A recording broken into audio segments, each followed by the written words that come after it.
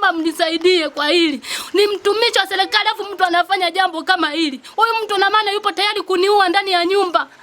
Naomba mnisaidie kwa hili. Ni sauti ya Sara Musa akipaza sauti kuomba msaada wa kiserikali kumsaidia kutokana na uvamizi wa watu wanaodaiwa kutumwa na jirani yake ambaye ni mtumishi wa umma, swala ambalo wananchi wanajitokeza kulani tukio hilo. Majina anaitwa Zaituni Edward Liombe.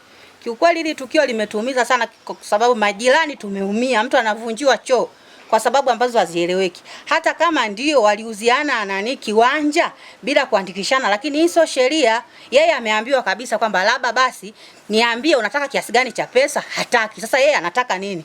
Kiukweli mwandishi wa habari, majirani limetuumiza sana. Sana tumeumia. Tumeacha hata kazi zetu ndio maana tumekuja hapa. Kwa kweli kuhusu hili tukio kwa kweli limetuzunisha sana. Maana tukutarajia kwamba yataweza kutokea. Kama ilikuwa na migogoro wangekaa chini wayamalize, lakini jirani yetu amechukua sheria mkononi, amemvunjia shimo la choo. Kiasi kwamba itampa shida jirani yangu kwenda uani, atakuwa anaenda wapi? Kwa kweli huyu mtu kwa kweli tumemchoka. Maana matukio anayoyafanya ni mengi hapa mtaani. Kwa kiufupi tumemchoka. Mimi naitwa Imelida Juma Teta. Kwa kweli hili swala la hili hapa limenisikitisha sana. Mimi nimekuja hapa na mwanangu huyu. Tumewakuta vijana wawili wanabomoa. Baadaye nikampigia simu mwenye nyumba huyu kaka. Nikasema hivi, we kaka, huku kuna wavamizi. Kwa kweli kwa hili swala George ni baya sana. Atakuja kumuua mwanangu. Na hata paka mimi saa hizi kwa ajili ya hilo swala haongei na mimi kabisa. Chanzo ni nini hasa cha ugomvi wao? Kwa ajili ya kiwanja hiki baba. Kwa upande wake Sara anaeleza mgogoro na jirani yake umeanza tangu mwaka 2012 jirani yake alipomuuzia uwanja kwa shilingi $600,000. Naomba mnisaidie, sina uwezo, yaani naomba mnisaidie kwa hili. Ni mtumishi wa serikali afu mtu anafanya jambo kama hili. Huyu mtu na maana yupo tayari kuniua ndani ya nyumba. Naomba mnisaidie kwa hili. Na wakati wa tukio ulikuwa wapi? Mimi nilikuwa huko juu. Narudi ndio nakuta wamefanya kituko kama hiki hapa. Na ameweka watu wafanye kazi hii hapa. Walivyoulizwa wamesema ni nani? Wametumwa na jirani. Walikuwa watu wangapi wakati tunavunja? Walikuwa watu wawili. Walikuwa watu wawili? Ndio. Walikuwa na vitu gani ambavyo walikuwa wanatumia kuvunja? Walikuwa na panga na nondo. Na kulikuwa labda na kesi yoyote mahakamani au mahali popote pale mmewahi kushauriana? Ndio, tumewahi kushauriana. Tulienda kwa mwenyekiti kuhusu jambo hili. Kwa mwenyekiti walishindwa mwenyekiti. Tulienda kwa mtendaji akasema fuata sheria. Lakini yeye hajafuata sheria aina yote ile. Bali ameamua kuchukua uamuzi kama huu kuja kubomoa moja kwa moja. Mlienda kushtakiana kwa vitu gani?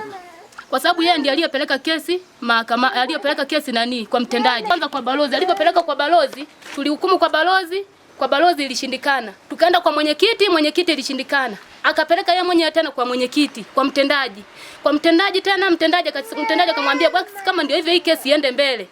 Lakini ushauri wa viongozi wote hajatekeleza aina yote ile. Ila bali yeye amechukua uamuzi wa kubomoa.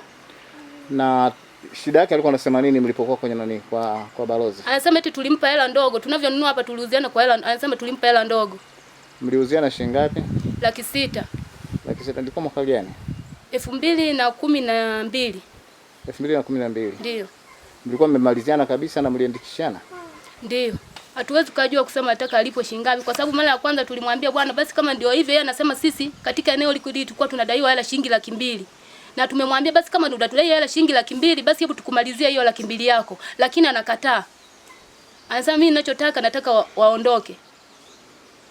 Naye mtendaji wa mtaa wa Iganzo Stefano Mwamboneke amesema alipata taarifa ya uvamizi kisha kutoa taarifa polisi ambapo waliwachukua vijana wawili. Naitwa Bwana Stefano Mwamboneke. Cheo changu ni afisa mtendaji wa mtaa. Na mtaa ninaofanya kazi ambao ndio tupo hapa ni mtaa wa Iganzo. Kata ya Iganzo. Asubuhi ninapofika kazini nimepewa taarifa na huyu mwenye nyumba hapa kwamba nimevamiwa pale nyumbani. Umevamia nini? Wanabomoa choo pamoja na shimo la choo kule. Nikawauliza ilikuwa saa ngapi? Wamekuja, wanasema wamekuja asubuhi. Basi mimi nikabidi nifanye taratibu zangu za kikazi, baadaye nije huko. Kabla sijafika hapa gari ya polisi ikawa imefika hapo njiani barabarani hapo kabla sijafika hapo, na wale watu wa polisi wenyewe walikuwa wamepata taarifa, tukafika wote hapa. Tulipofika hapa kwetu tumekuta vijana wawili wamevunja hapa, na hii padi ilikuwa kwenye choo hapa, wamelivunja wamepeleka huko, ndio hadi unavyoiona hivi.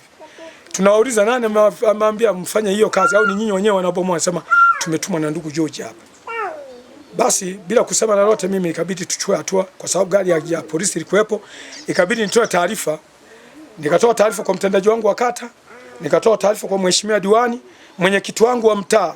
Kwa kweli nimemtafuta kwenye simu akawa hapatikani. Mmoja wa wajumbe nao waacha naye anaitwa Bwana Mwitumba, nimeleta taarifa, nimempelekea taarifa kwake, nikampigia askari kata, polisi kata ndiye akasema, bwana, kama kuna gari hapo ya polisi, hawa watu mliokuta wanabomoa, pakieni twendeni mje nao pale Central. Ndio tumewachukua tumewapeleka Central. Kwa maelezo mengine sisi tumeacha hivyo kule. Aidha, diwani wa kata ya Iganzo Daniel William Mwanjoka amefika kutoa pole kwa waathirika, ili hali akiwaonya wananchi kuacha kujichukulia sheria mkononi. William Mwanjoka, mimi ni diwani wa kata ya hii ya Iganzo.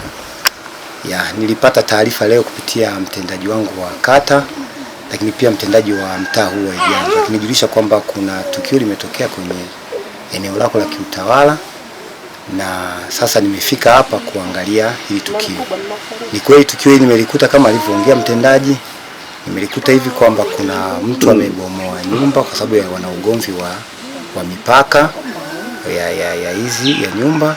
Kwa amefika amebomoa hapa kama panavyoonekana karibu hivyo. Kwa ndio tukio ambalo limenileta hapa kuona, lakini pia kutoa pole kwa familia hii ambayo imekutwa na haya kwenye jamii yetu hii. Lakini pia nitoe rai sana hasa kwa wananchi wetu kata ya Iganzo kwamba sio vizuri kujichukulia sheria mkononi. Jambo hili nikiliangalia lilikuwa naweza kuzungumzika, lakini kuna vyombo mbalimbali kama vyombo vya serikali ya mtaa ilishindwa, lingeleta ofisi ya kata. Kama kata limeshindwa pale kuna mahakama, kuna mabaraza ya kata, kuna maeneo mbalimbali unatoka suluhisho kafanya, sio tukio kama hili kufanyika hivi. Kwa hivyo nitoe rai kwamba tusipende wananchi kuchukua sheria mkononi, kwa sababu hatari ya hapa kama wangekutana vizuri, maana hapa mtu angeumia, mtu angefanya hivyo. Kwa hiyo nitoe rai tu kwamba wananchi wasipende kujichukulia sheria mkononi. Migogoro ya ardhi imekuwa kikwazo kwenye jamii, ambapo baadhi imekuwa ikisababisha madhira. Kutoka hapa kata ya Iganzo jijini Mbeya, mimi ni Ezekiel Kamanga wa Machweo Online TV.